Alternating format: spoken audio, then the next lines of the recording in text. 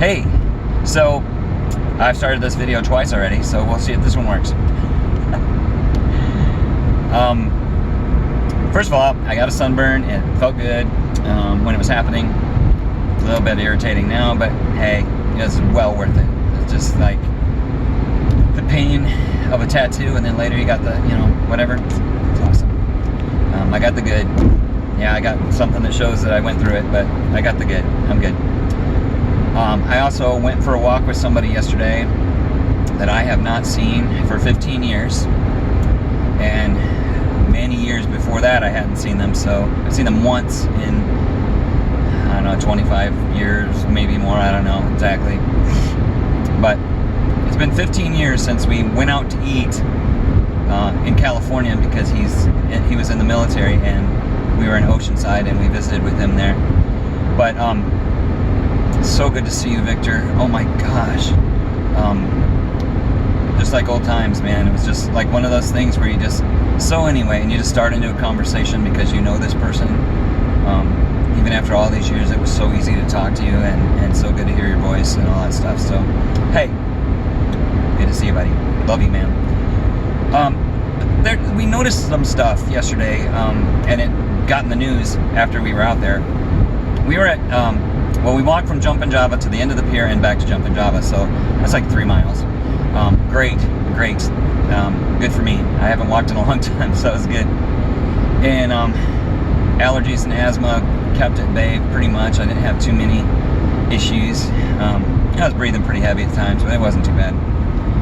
Victor's getting old, so it's easy to keep up with him. So, why don't I get as old as these people that I grew up with? I don't know. But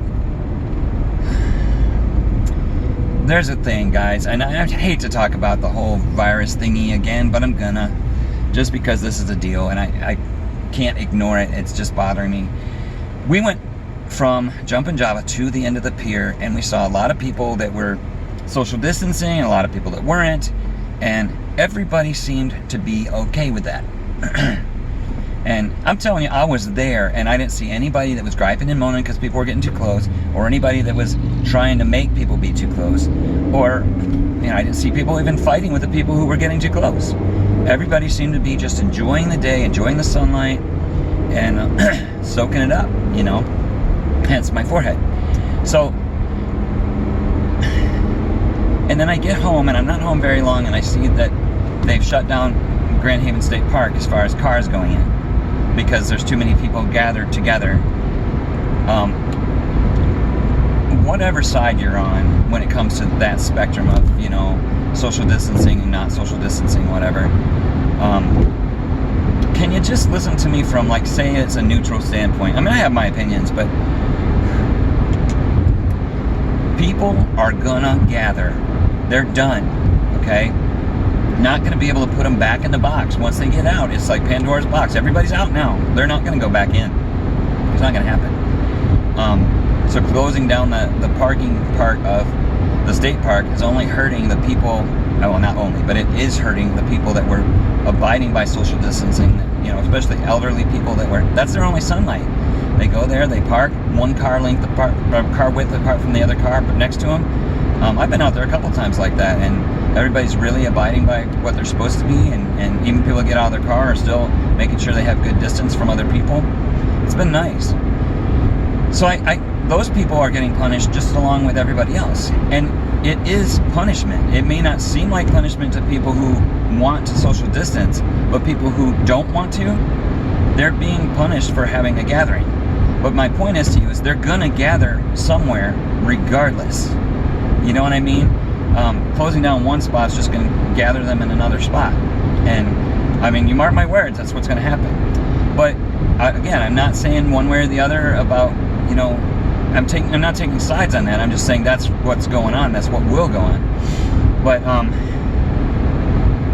it bothered me because it's ruining a good time. Everybody that was out yesterday that I saw was really having a good time. And I saw people that were social distancing, and that was good, and I saw people that weren't, and that was their business, and I minded my business, and I did what I did, and I don't know, I just it bothers me that we can't just have life. We can't just do life. We can't just be ourselves without everybody getting mad at everybody. And, you know, okay, for example, if I'm on the one side, it isn't any of your business, I want to go outside, I want to go outside.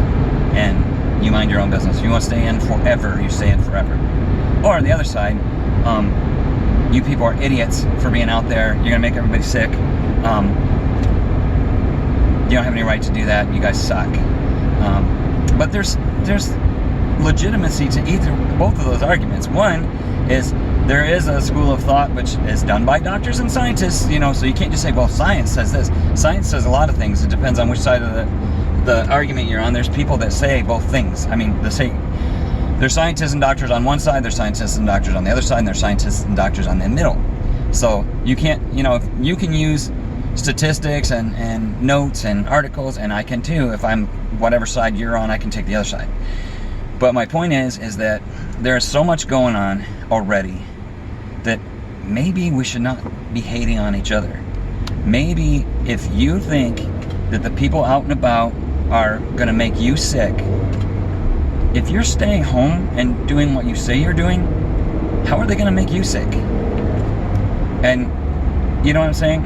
I don't really get that. But on the other hand, if you think that it's your business to get out and make the whole world sick, you know, that's kind of obnoxious too. But if you are not, you know, if you're minding your own business, doing your own thing, my point is it looks like you're able to do that, okay? But I'm not taking sides, I'm just saying we're fighting for nothing. There's people that are getting sick and dying, and we're all fighting. You're not gonna change my mind, I'm not gonna change your mind. We're just fighting, and it's just getting old. I read something on Facebook last night, and it bugged me so bad because everybody it was people responding to the thing about the beach being closed.